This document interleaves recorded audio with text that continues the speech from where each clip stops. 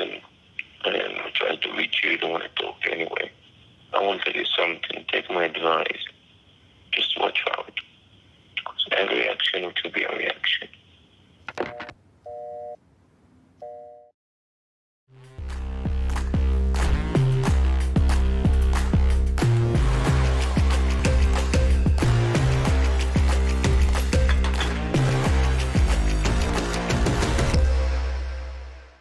Assalamualaikum warahmatullahi wabarakatuh.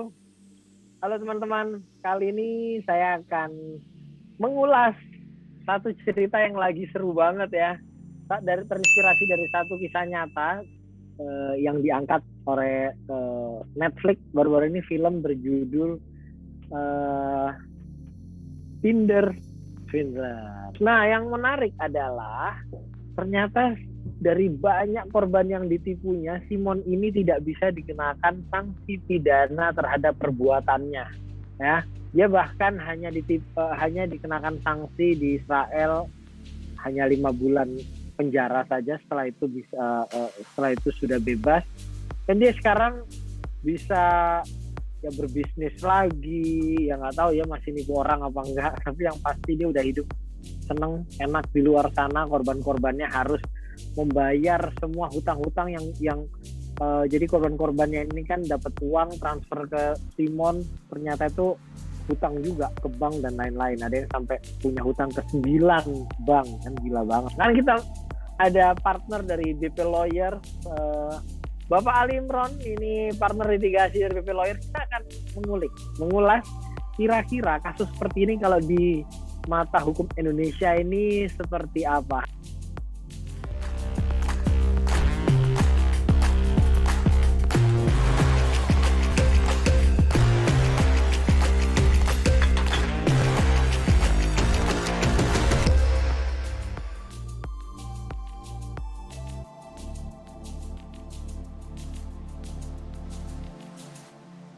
Dari sisi hukum Indonesia itu kita bisa merujuk ke pasal 378 ya terkait dengan penipuan, di mana di situ sudah dirumuskan kalau isinya sih seperti ini: barang siapa dengan maksud untuk menguntungkan diri sendiri atau orang lain secara melawan hukum dengan memakai nama palsu atau martabat palsu, dengan tipu muslihat atau rangkaian kebohongan menggerakkan orang lain untuk menyerahkan barang sesuatu kepadanya atau supaya memberi hutang maupun menghapuskan piutang, diancam karena penipuan dengan pidana penjara paling lama 4 tahun. Nah, kalau sekilas dilihat dari film itu, saya sih bisa melihat bahwa memang itu bisa masuk ke tindakan penipuan ya Mas ya, di mana ada rangkaian cerita yang dibuat, kemudian di mana dia juga dengan cara seperti itu menguntungkan dirinya sendiri gitu, dengan menggunakan martabat palsu, nama palsu. Oke, ya karena tadi ya tujuannya beda. Yang satu pemulihan ganti rugi,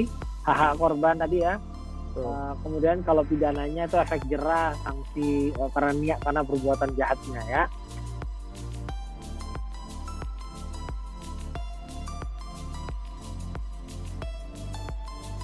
Sebenarnya kalau dalam konteks ini kan dua hal yang berbeda ya. Yang berbeda sebenarnya itu masih bisa berjalan keduanya karena tujuannya itu kan berbeda. Kalau misalkan di pidana itu kan untuk lebih ke arah tindakan dia secara pidana, tetapi kalau di perdata lebih ke arah pemulihan haknya gitu Mas. Tujuannya beda. Yang satu pemulihan ganti rugi, hak korban tadi ya. Kemudian kalau pidananya itu efek jerah, sanksi karena niat karena perbuatan jahatnya ya.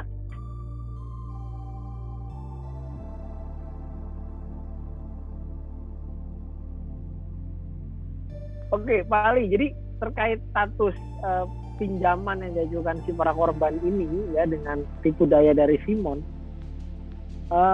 apakah bank itu bisa bukan bank ya, maksudnya si perempuan ini bisa minta ke bank supaya ini tidak jadi tanggung jawab dia juga tapi Simon juga gitu ya, artinya Simon bisa digugat juga untuk nyelesain itu atau bagaimana sebenarnya? Kalau saya lihat di filmnya, si perempuan ini kan tidak ada paksaan sama sekali, malah dia sangat niat sekali gitu untuk menolong si Simon ini. Dia coba mengelabui bank dengan mengubah slip gajinya, bahwa dia punya penghasilan yang besar, sehingga Ya.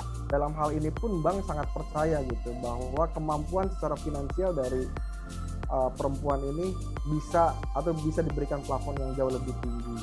Nah, kalau seperti ini berarti kan memang di situ sudah ada niat, dan memang kalau sudah ada niat harus dipertanggungjawabkan sepenuhnya oleh si perempuan tersebut. Meskipun ya di balik itu semua itu banyak cerita.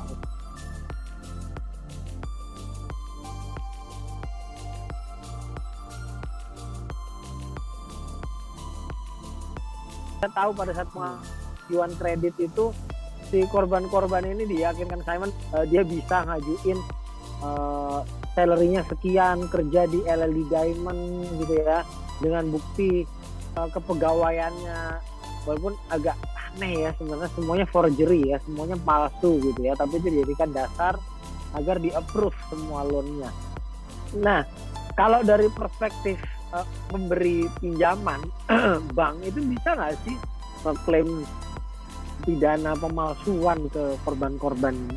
Sebenarnya bisa saja gitu, kalau memang tahu gitu bahwa ada dokumen yang dipalsukan, panjang itu bisa dibuktikan, bisa sih Mas.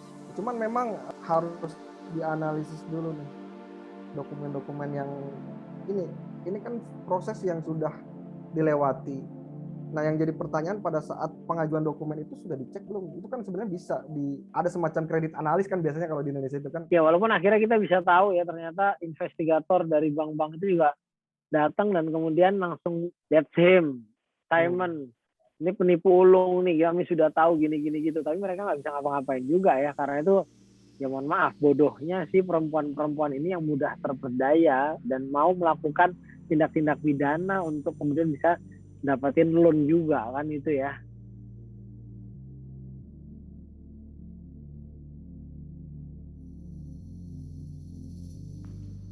Kalau melihat dari jalur hukum ya Mas, saya coba mengajukan pertama, laporkan dulu polisian bahwa tindakan-tindakan dia itu memang sudah memenuhi unsur pidana gitu. Dan saya sebagai korban tentu akan menyampaikan bukti-buktinya. Yang kedua, saya juga akan mengajukan pemulihan terhadap kerugian yang dampaknya sangat besar sama saya.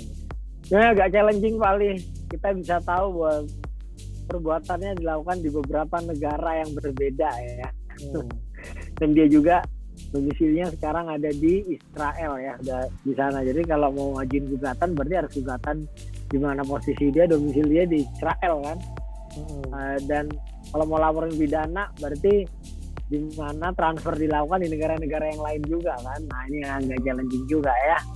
Memang kalau penipu ulung itu jago dia udah mikirin konsekuensi kayaknya. Jadi kalau mau ada legal action ke dia pun dibuatnya susah banget emang ya. Luar biasa Simon ini.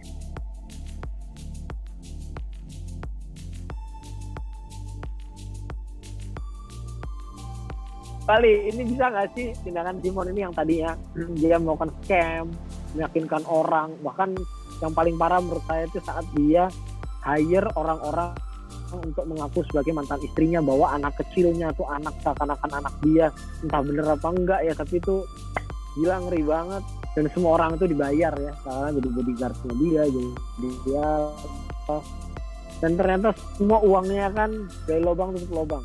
Nipu satu, dipakai seneng-seneng, cari korban lagi, yang korban yang sebelumnya untuk mencukupi dia gitu ya. Bisa nggak sih kayak gini disebut skema Ponzi juga? Kalau saya maksudnya melihat skema Ponzi itu kan lebih ke arah di bidang investasi ya.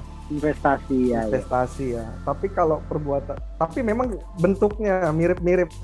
Gitu. Benar. Iya, kalau skema Ponzi kan ada ada bisnisnya di belakang investasi segala itu macam gitu ya. Kemudian dijanjikan ada keuntungan, padahal keuntungan yang diberikan itu adalah uang yang mereka sendiri atau dari member yang lain gitu ya, bukan dari jalannya bisnis gitu. Jadi itu lubang dari lubang ya, mirip-mirip Ponzi Tapi bukan Ponzi ini berarti ya. Bukan, karena memang trik dianya aja gitu, bagaimana dia mempertahankan gaya hidupnya. Oke, thank you Pak Ali, diskusinya luar biasa. Semoga ini bisa jadi awareness juga ya teman-teman yang nonton ya. Kalau melihat kejadian-kejadian gini gitu ya. Jadi apalagi khususnya buat cewek-cewek nih, hati-hati sama orang-orang cowok-cowok yang kayaknya meyakinkan yang too good to be true, kayaknya kok gampang banget, kok ya bener gitu ya. Kok ya semuanya indah dan seperti mimpi gitu ya. Coba dicek lagi ya. Kalau ada teman-teman yang ingetin ya dianalisis dulu ya. Coba be realistic. Oke? So, thank you for watching. Semoga video ini bermanfaat ya. Selalu ingat, one little swipe can change your life forever. Jangan lupa like, comment, dan subscribe. Stay tune terus di channel YouTube BP Lawyers untuk pembahasan kasus-kasus hukum terupdate. Jadi nyalakan tombol notifikasi agar Anda tidak melewatkan video-video edukatif lainnya yang akan dibagikan oleh channel YouTube kami. Bye-bye.